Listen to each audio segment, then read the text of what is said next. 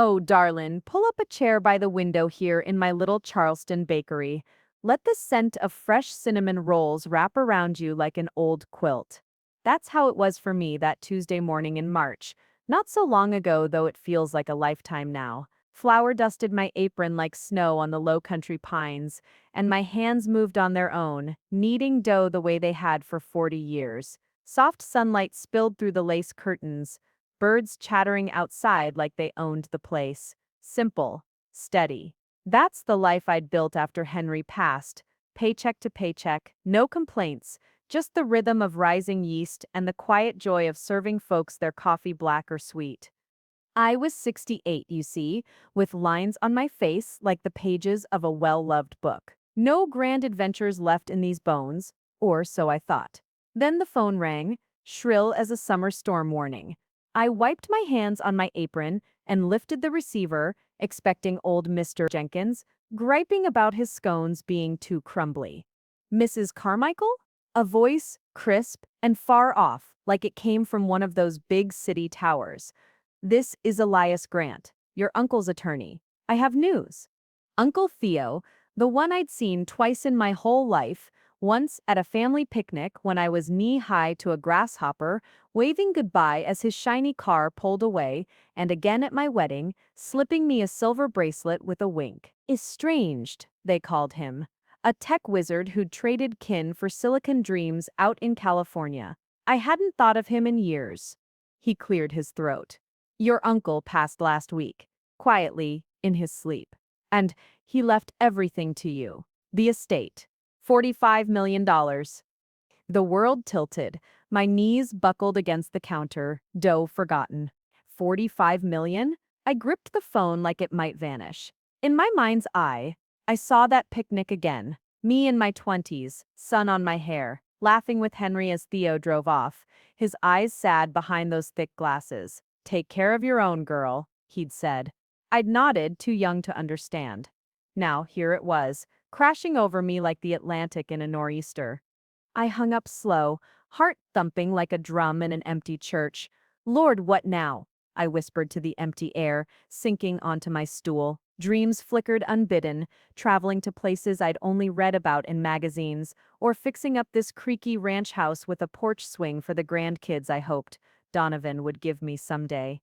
But deeper down, a whisper, keep it close, Bee. Not a soul needs to know. Not yet. Before I could even catch my breath, the phone rang again.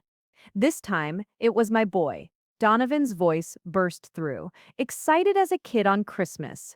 Mom! Oh, Mom! You won't believe it. I'm getting married. Sloane, she's the one. We've been together 4 months, and it's real. Tears pricked my eyes, the good kind at first. My only son, 32, and finally settling. I'd raised him alone after Henry's heart gave out when Donovan was just 10. Double shifts at the bakery, skipping meals so he could have new sneakers for school. That's wonderful, sugar, I said, voice steady as I could make it. Tell me about her. Sloane Hartley. Smart, beautiful. Works in marketing out in Phoenix. We're thinking a spring wedding here in Charleston. You'll love her, Mom. Promise. We talked a spell, his joy wrapping around my shock like vines on a trellis. But as I hung up, that gut twist came again. Something in the timing of it all. A gift from the heavens. And now this. I stared at the phone, then out at the birds flitting free. No, I'd keep the money buried deep, like a seed in winter soil. Live the same. My '09 Honda rattling in the drive. 3 days a week at the bakery, no frills. Donovan deserved a mama who loved him for who he was, not what she had. A week later, I met Sloane for coffee at that little spot on King Street, the one with the mismatched mugs and steam fogging the windows.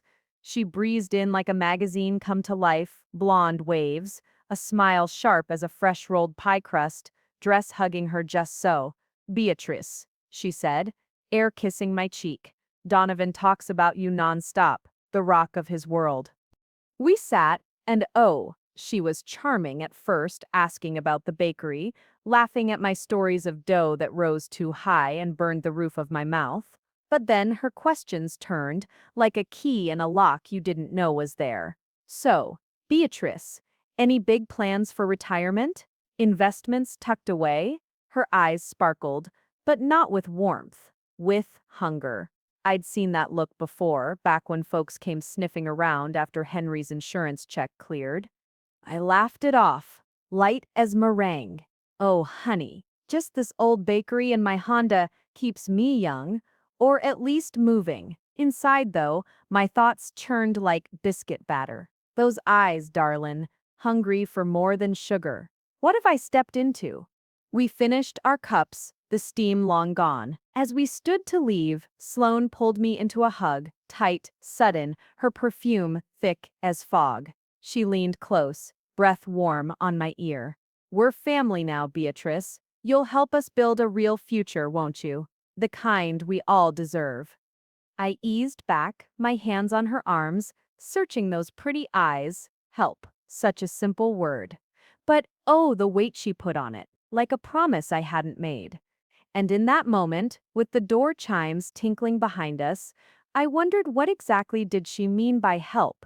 You feel it too, don't you? That first shadow creeping in, cool as evening dew.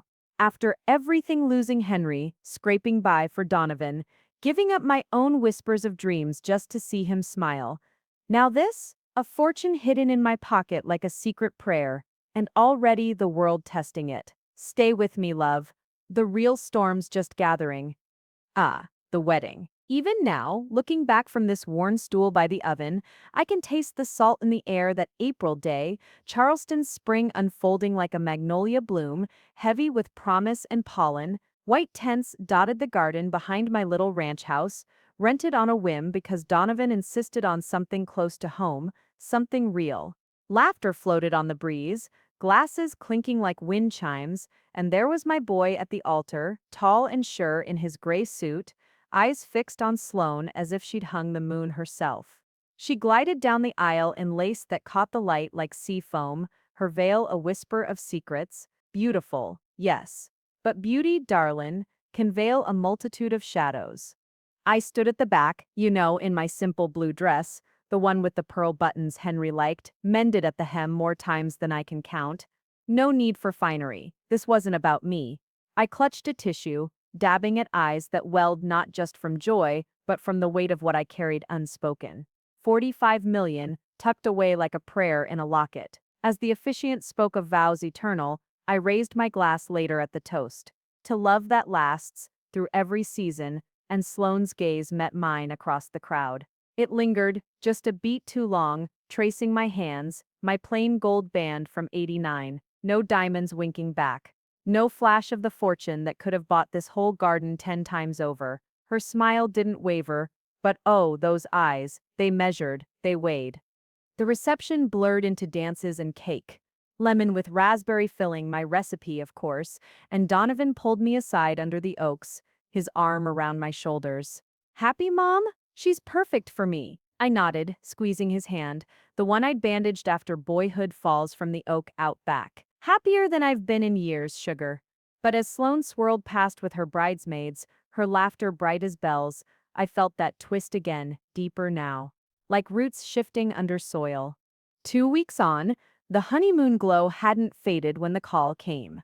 Donovan's voice crackled over the line from some beach in Mexico, sun-soaked and giddy. Mom, big news, we're moving. Scottsdale, Arizona. Fresh start, Sloane's got connections there, marketing gigs lining up. I paused, mixer whirring in the background as I shaped loaves for the morning rush. Arizona, far from these low-country tides, from the porch where I'd read him bedtime stories under fireflies.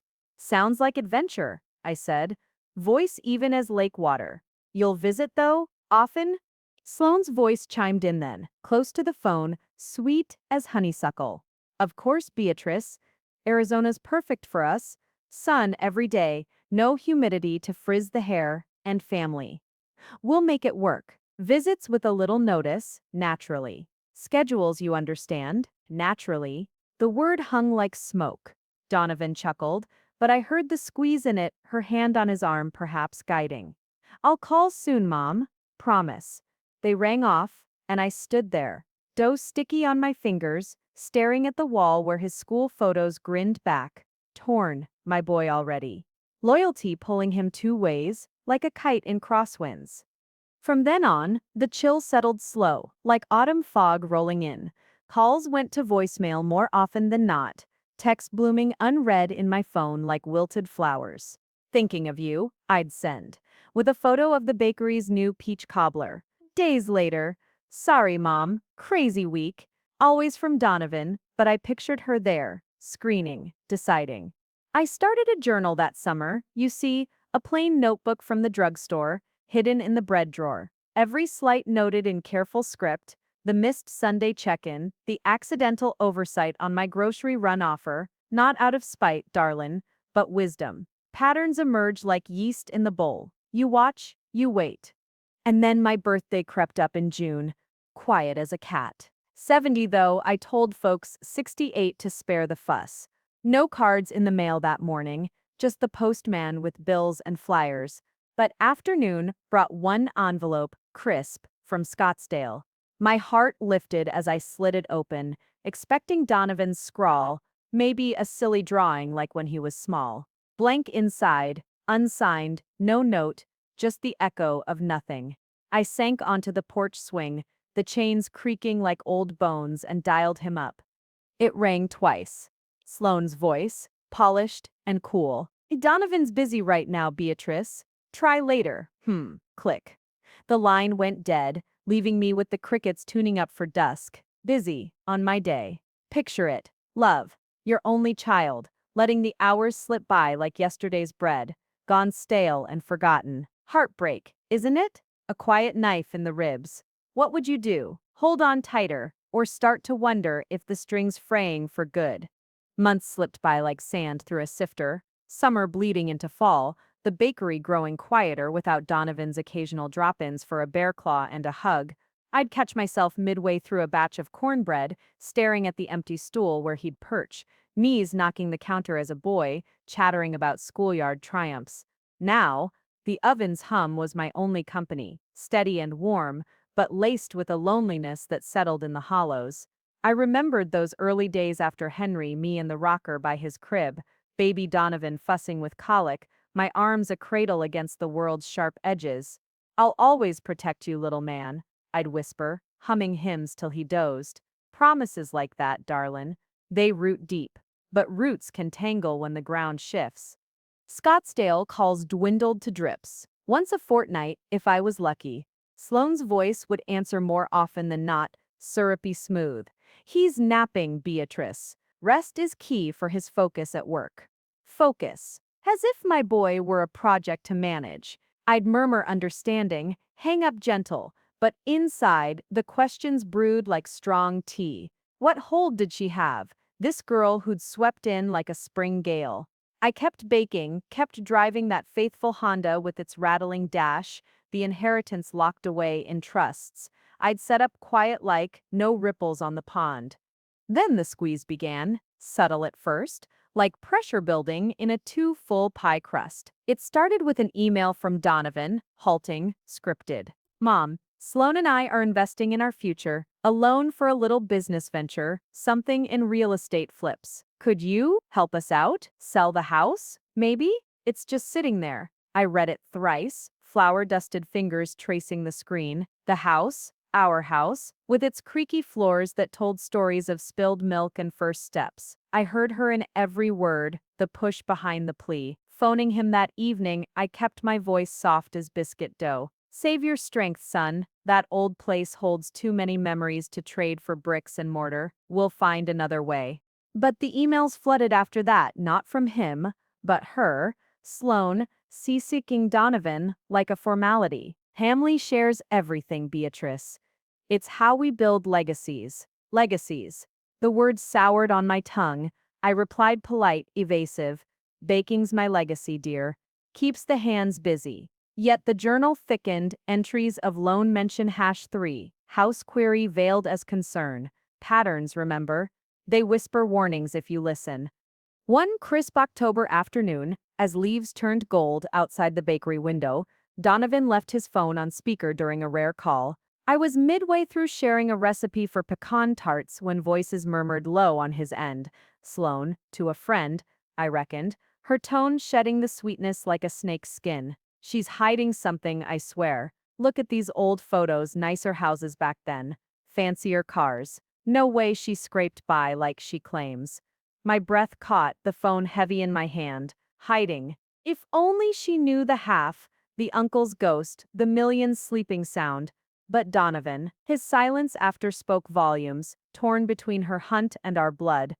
That night, alone with the moon spilling silver on the kitchen table, I stood before the hall mirror, lines etched deeper by worry's chisel. After all, I scrimped for you, Donovan, I said to my reflection, voice a threadbare whisper, nights without heat so you could have that winter coat, dreams tucked away like last year's linens.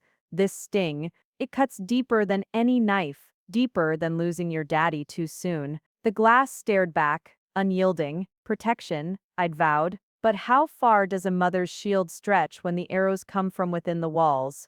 And then, the very next morning, as rain pattered the bakery roof like impatient fingers, a package thumped onto the matte, brown paper, postmarked Scottsdale, Donovan's handwriting shaky on the label. Inside, his childhood album, pages dog-eared and torn at the edges. Snaps of us at the beach, him gap-toothed and grinning. Me younger, arms full of him and picnic baskets. But tucked between, a note in Sloane's looping script, found this while packing. Any stories about family money tucked in those old days? My hands trembled, the album slipping to the floor like a wounded bird. How deep does this go, darlin'? How far will they dig before they strike bone? Patience, they say, is a virtue baked slow, like a fruitcake that ripens over months. But oh, darlin', even the finest recipe has its limits. After that album arrived, a heaviness settled over me, thick as the humidity before a storm. I couldn't shake Sloane's note, those words like burrs in wool, snagging at the edges of my peace. So one gray dawn, before the sun bothered with the horizon, I slipped into my Honda, its engine coughing to life like an old friend with a cold. Not to my bank. No, too close, too known. A neutral one up in Mount Pleasant, across the bridge where the waters run wide and watchful. There, in a quiet office smelling of fresh ink and polished oak, I met with the advisor whose eyes held no greed, only questions.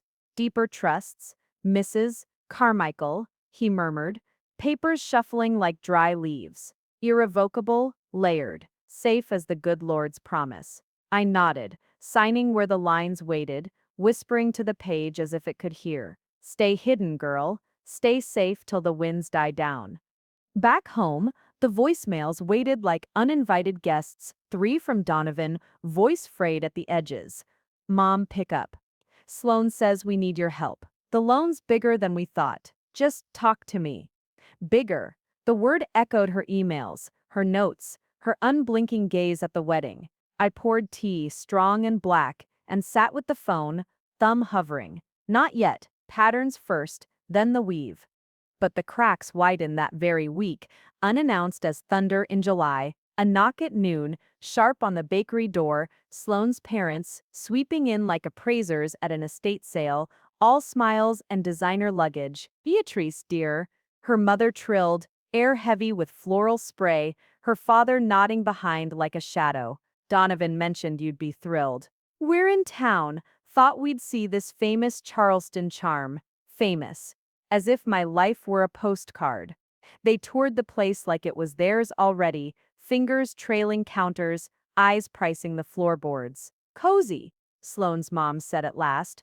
Over tea I poured with steady hands, her lips pursing around the rim. But think of the space for grandkids. All this room going to waste on, well, pastries. Waste. The word landed soft, but it stung like lemon on a cut. Her father chuckled, low and knowing.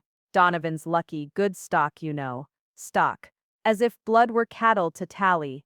I smiled tight, offering seconds on the shortbread, but inside, vultures circled, beaks sharp, wings blotting the light. They left with hugs that smelled of calculation, promising family dinners soon, and I locked the door behind them, leaning against it till my knees steadied. Vultures, yes, circling closer, scenting what they couldn't see. That's when Miss Ellie wandered over from next door, her apron dusted with garden soil, that nosy wisdom in her step that I'd come to cherish. 75 if she was a day, with hair like silver cobwebs and eyes that missed nothing. "Bia, honey," she said, settling at my counter with a mug of chicory, that girl's trouble. Seen her type slick as oil on water. "What's eating you?" We shared the quiet then, steam rising between us like old confidences. I spoke little at first, just the edges, the move, the notes, the measuring stares. Ellie nodded slow, stirring her tea. Folks like that, they dig till they hit pay dirt, or till you hand 'em a shovel of your own. Ever think of checking records? Quiet like. "I know a fella at the county clerk's owes me for that pecan pie last Christmas." An ally, darlin', unexpected as rain and drought, but solid as the oak out back. We plotted gentle over refills, hints, not hammers, her laugh cutting the tension like a cool breeze. For the first time in months, the bakery felt less like a cage, more like a hearth. Beatrice was patient, too patient, you might say, letting the days unfold like dough under cloth. But patience has limits, like a river before the dam breaks. That night, as stars pricked the velvet sky and the house settled into creaks, my phone buzzed on the nightstand, unknown number, no name. The message glowed cold. "We know about the uncle. Talk soon." My blood ran to ice, fingers numb on the screen. Who? And how? The shadows lengthened, and I wondered, love, if the web spun this tight already, what's waiting in the heart of it? Winter whispered in early that year, frost etching lace on the bakery windows like secrets too fragile to hold. I'd wake before the roosters, the house cold and still, and wonder at the path we'd wandered down so swift from wedding vows to this hush of distance, where my boy's voice felt borrowed, not his own. That text from the unknown number lingered in my mind like a bad aftertaste, but I pushed it down, darlin', deep into the flour bin with the day's worries. Patterns were clear now, sharp as a sifter's edge, and ignoring them would be like baking blind, ruin sure to follow. So I sought counsel, quiet as a confessional, from that advisor in Mount Pleasant again. Not a private eye, mind, no need for shadows just yet. Just a peek, he called it, into Donovan's finances. Discreet, I said, my voice a thread in the office hush. For a mother's sake. The report came a fortnight later, slipped into my mailbox plain as a grocery bill, no return address. I carried it home like fragile eggs, brewed tea that went untouched, and sat at the kitchen table as dusk bled purple through the blinds. Pages turned slow. The loan, massive as a nor'easter debt, not for flips or futures, but funneled straight to Sloane's hidden hands. Casino tables in Vegas, slots glowing like false promises under neon skies. Drained accounts, his and hers tangled like briars, belongings pawned from his old fishing rod to the watch Henry gave him on his 18th birthday. I wept then, silent as rain on tin, the words blurring under salt. Flashback pulled me under Donovan at 8. Knees muddy in the garden, me kneeling eye level after he'd fibbed about breaking the neighbor's window. "Honesty's the yeast in a good life, son," I'd said, wiping his cheeks with my apron, "makes it rise true." He'd nodded, small fist in mine, and I'd believed we'd baked that lesson deep. Now, crumbled to dust. I couldn't let it fester. That evening, with the moon a sliver over the marsh, I fired up the laptop, video call, faces to faces. Donovan's flickered on, tired lines around his eyes that hadn't been there at the wedding. "Mom," he started. Relief soft, but Sloane hovered in the frame's edge, a shadow with a smile. "It's our dream, you know. This investment, it'll pay off big."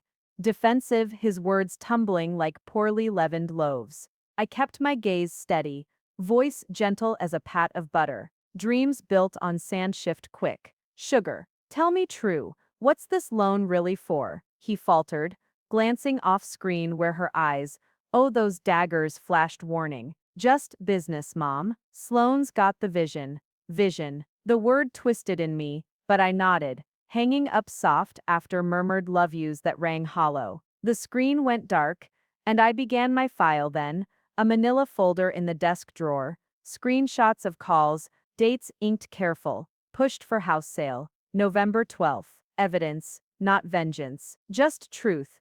gathered like wild blackberries, tart and telling. His loyalty wavered that night in a follow-up text, late, apologetic. Sloan pushes sometimes, yeah, but don't make waves, Mom. For me, torn, my boy, caught in the current between her tide and our shore. I typed back slow. Waves come whether we call him or not. Hold steady. But oh, darlin', the ache of it, watching him bend, not break, yet. Feel that chill creeping up your spine, the web closing in, threads fine as spider silk, but strong as steel. Breathe with me now, stay close. Because as I folded the laptop, a knock echoed through the house, sharp, insistent, like fate at the door, late for visitors. I peered through the curtain. A man in a slick suit, face half lit by the porch bulb, folder fat under his arm. He smiled as I cracked the door. All polish and no warmth. Evening, Mrs. Carmichael. Name's Harlan, Sloane's brother. We need to chat about family ties. His eyes gleamed, that bulge of papers promising more than words. What proof, love? What shadows had they unearthed in the dark? Some nights, the past rises like dough left too long, swollen with what-ifs, heavy with the scent of choices long baked in. After Harlan's visit, which ended in vague pleasantries and a card pressed into my hand, call any time for the family's sake, I lay awake, the ceiling beams staring back like accusing fingers. Money's cold, I'd told Uncle Theo once, young and foolish, chasing Henry's warm laugh over his offers of boardroom shadows. Now irony bit deep, a crab's claw on soft flesh. Flashback unspooled then, vivid as a dream half-remembered me at 25, sundress fluttering on that same porch, Theo visiting rare as a comet, his briefcase heavy with tales of startups and stock ticks. Join me out west, B, he'd urged, eyes earnest behind those glasses. Wealth's a tool, not a chain. I'd laughed, waving him off, Henry's hand in mine, our future simple as cornbread and kin. Money's cold, uncle. Love's the fire that lasts. He'd sighed, slipping away in his rental car, the dust settling like unspoken regret. Cold, yes, but oh how it warmed the chill now, hidden and humming in those trusts, a quiet fire against the gathering frost. Sloane ramped up after that, her calls coming like clockwork chimes, demanding dressed in silk. Beatrice, it's time for a family trust, she'd say, voice honey over gravel. Disclose your assets, house, savings, all of it, for Donovan's security. Donovan would echo weak in the background, a murmur of agreement that twisted my gut. Trust is earned, not demanded, dear. I'd reply, measured as measuring cups, hanging up before the barbs could sink deeper. But the journal swelled, pages filling with her scripts. Asset disclosure rec, December 3rd. I confided in Miss Ellie over mulled cider one fog-shrouded afternoon, her kitchen warm with cinnamon, the two of us like sentinels at a watch. She's circling Ellie, like a hawk over the marsh. Ellie leaned in, her silver braids catching the light, eyes sharp as shears. Got debts, that one. Bad ones, whispers from a cousin in Phoenix. Casinos, credit lines maxed. She's not building, she's borrowing trouble. Debts, the word landed heavy, tying knots in the thread I'd been weaving. Then the twist came quiet, unearthed in a forgotten email chain I'd screenshotted months back, Sloane's words to some lawyer out west. Fishing lines cast wide, elder financial abuse, possible suit if she withholds family support. Need precedence. Abuse. Me, the abuser, for guarding what was mine, what I'd earned in sweat and solitude. I folded the printout small, tucked it in the folder, the paper crinkling like dry leaves underfoot. Irony again. Theo's cold fortune, my shield, now twisted into a weapon they wielded blind.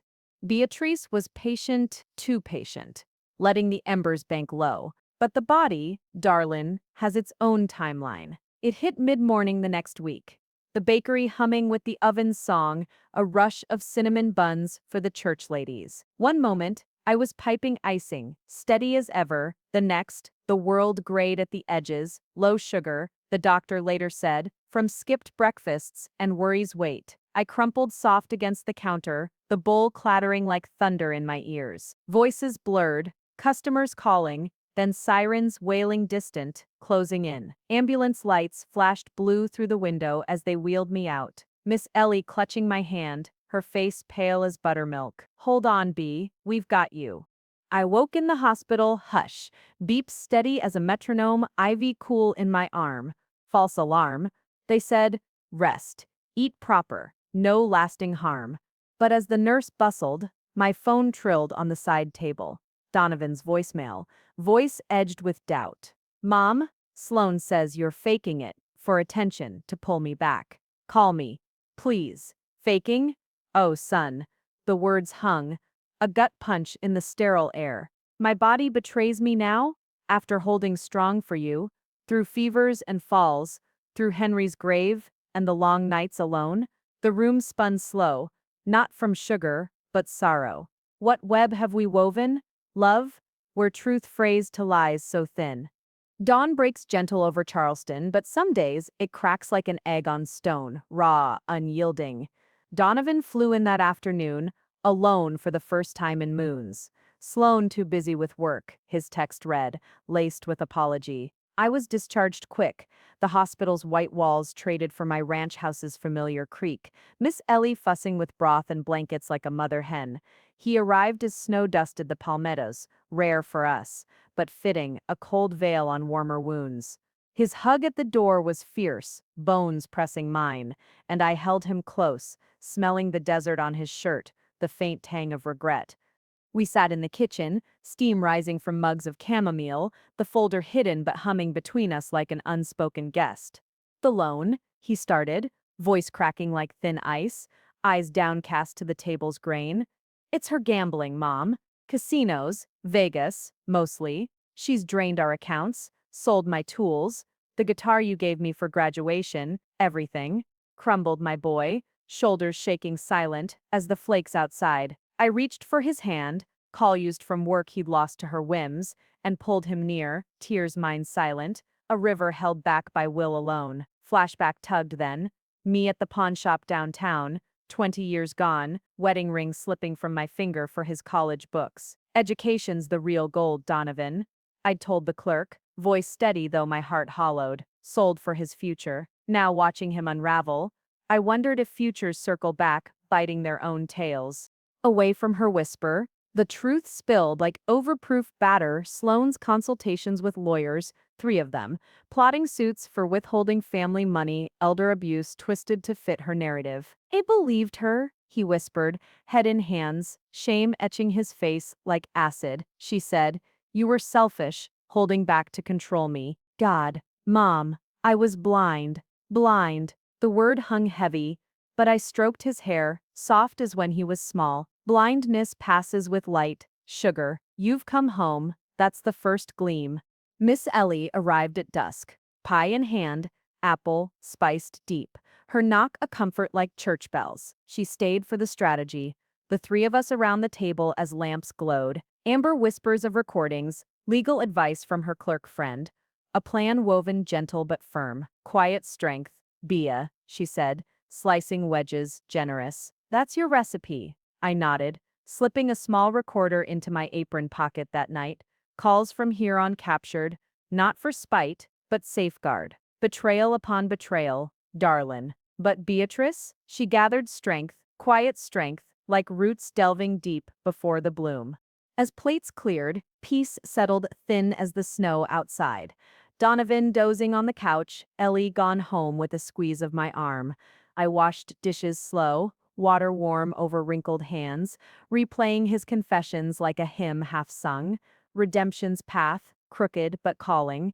Then the phone buzzed sharp on the counter, Sloane's name flashing, insistent as a storm warning. Voicemail ticked over. Where's Donovan?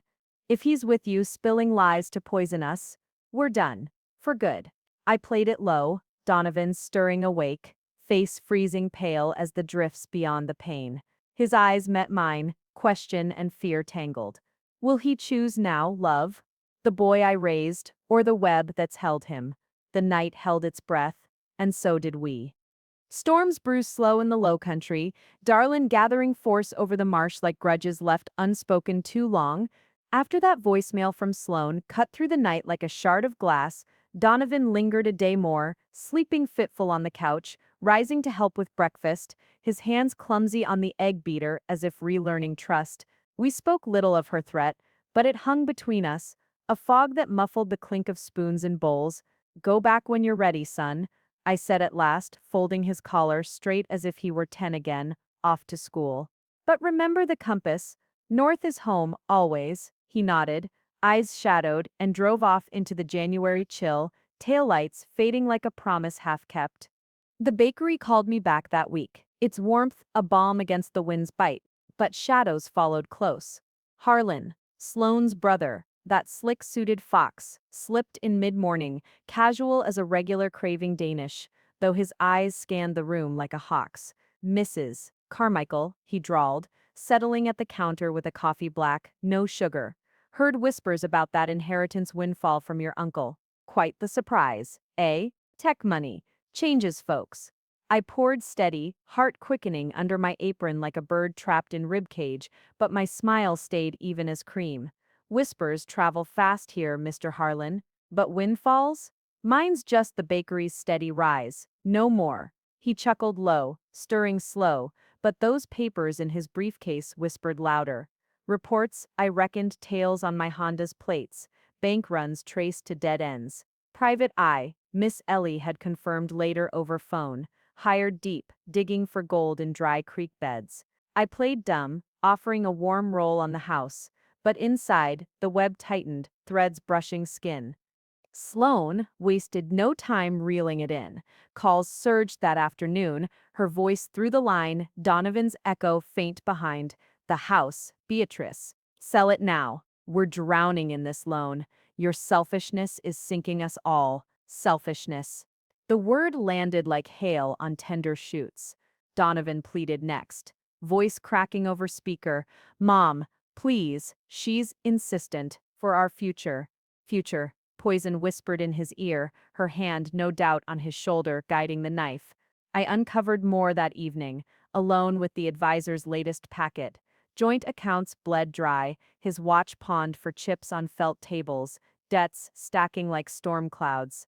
"They're closing in," the advisor murmured over a secure line, voice grave as a sexton. "That brother's report, false leads mostly, but bakery deeds. They're sniffing close. Protect the core, Mrs. C." Surprise came wrapped in warning, a scanned file from Ellie's clerk friend, Harlan's notes, bold on the page, my uncle's obituary circled, estate trails looped back to trusts he'd never pierce. But the bakery, oh, that they eyed like a ripe persimmon, ready to shake from the branch. I fortified quiet, more layers on the trusts, a solicitor's ear bent low. Beatrice was patient, too patient, you see, letting the hunters prowl while the trap set itself. But limits loomed, like the horizon before thunder. Evening fell heavy that Friday, a storm raging sudden, rain pounding the roof like impatient fists, thunder cracking the sky open. Lightning etched the windows silver as I locked the bakery door, the Honda's wipers slashing frantic on the drive home.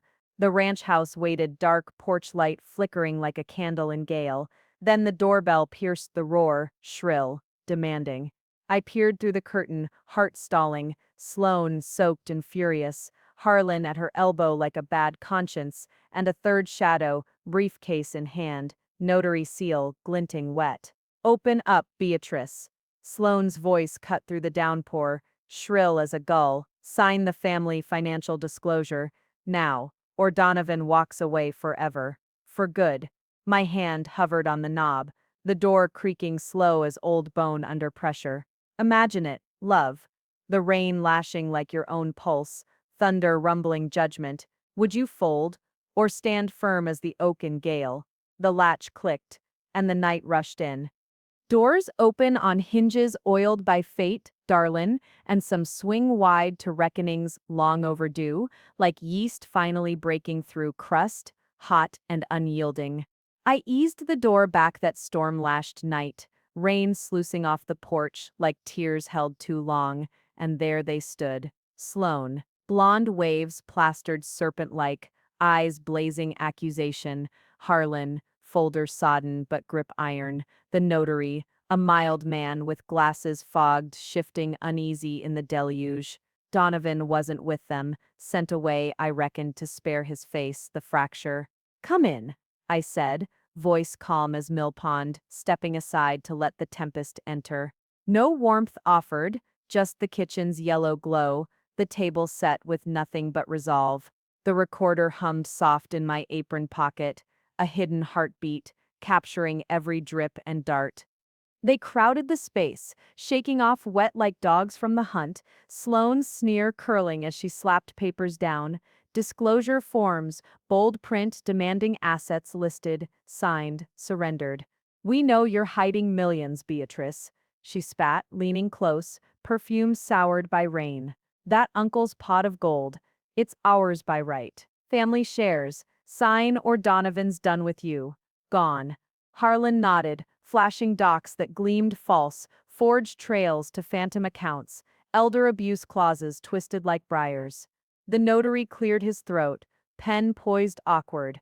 Donovan's absence echoed loudest, his pale face from our last talk haunting the steam of my untouched tea. I stood then, calm as steel tempered slow in quiet fires, pulling the manila folder from the sideboard where it waited like a faithful sentinel. Pages spread deliberate debt statements in stark black, gambling logs timestamped to Vegas dawns, lawyer emails printed crisp, withholding suit viable if proof surfaces. Sloane's schemes laid bare, months of my quiet gathering blooming like evidence in court. This is the family you built, Sloane, I said, measured, each word a measured drop in the hush. Debts drained like marrow from bone, my son's trust pawned for your chases. Honesty's the yeast, dear. Yours rose rotten. She lunged, then, hand snatching for the papers, nails sharp as she clawed air. Harlan grabbed her arm quick, no fists flying, just restraint like a leash snapped taut. Words whipped instead, hers a hiss of venom, mine steady as scripture. Truth don't bend to threats. Donovan slipped in then, unbidden, from the back door, drawn by the storm's fury, or perhaps the pull of blood gone cold. Pale as the lightning flashes, he stammered at the threshold, eyes darting from her rage to my resolve. The air thickened, thunder punctuating the silence. I turned to him, folder open like a book of judgments. The inheritance stays hidden, son, safe where greed can't claw. But this? I slid a check across the oak. Debts tallied exact, no penny more. For the ruin, learn from this, or lose me not to her, but to the boy you might have been. He nodded, broken but seeing at last, the web's weave unraveling in the lamplight, her poison leaching away. Sloane wrenched free, hissing low as a kettle's boil. You'll regret this, old woman. I'll bury you in court, sue till you're stripped bare. But I smiled faint, the recorder's weight a quiet anchor. One last card to play, love, tucked deeper than gold, sharper than any blade. After every tear, every lonely night, baking alone while storms raged outside and in, justice isn't revenge. It's truth, rising warm and whole. The door banged behind her threats. But oh darlin', the real thunder. It brewed in the calm that followed. Sunrise comes gentle after fury, doesn't it? A soft easing over the marsh, gilding the world anew, as if the night's tempests were but a dream hastily folded away. That reckoning lingered into morning. The storm spent to drips from the eaves. The kitchen aired of its venom by open windows and Ellie's strong coffee. Sloane stormed out into the downpour. Harlan slinking after like a whipped cur, the notary fleeing with mumbled regrets. Her schemes exposed raw, debts now her sole inheritance. A burden no notary could seal away. No police called, no fists or fury beyond words, just truth laid plain as a baker's scale, tipping justice slow but sure. Donovan stayed, silent through the night on that same couch, rising at first light with shadows under eyes that mirrored my own weariness. We moved through dawn like figures in a hush.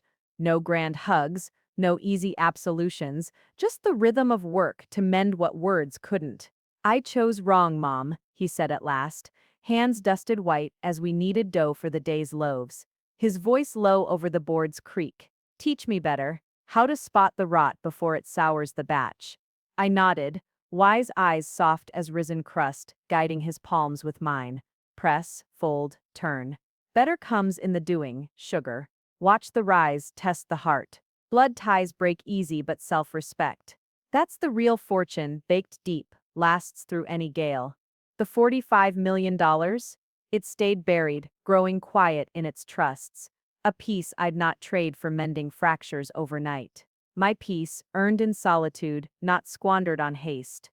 Flash forward a spell, love, to springs yet to unfold, the bakery thriving now, counters crowded with laughter. Miss Ellie a partner in truth, her pies beside my buns drawing lines out the door. Donovan rebuilt alone in Charleston, wiser for the fall, a small repair shop by the docks. Hands call used honest, calls steady without her shadow. No full circle, no fairy tale mend. Life's not scripted, so neat.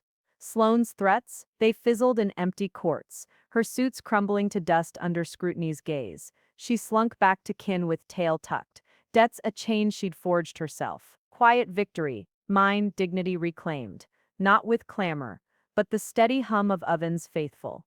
Blood ties break, darlin', but self-respect, that's the real fortune, the one no scheme can steal. As her car peeled away that rainy night, tires hissing judgment on the gravel, I turn to you now, across this tale's warm close.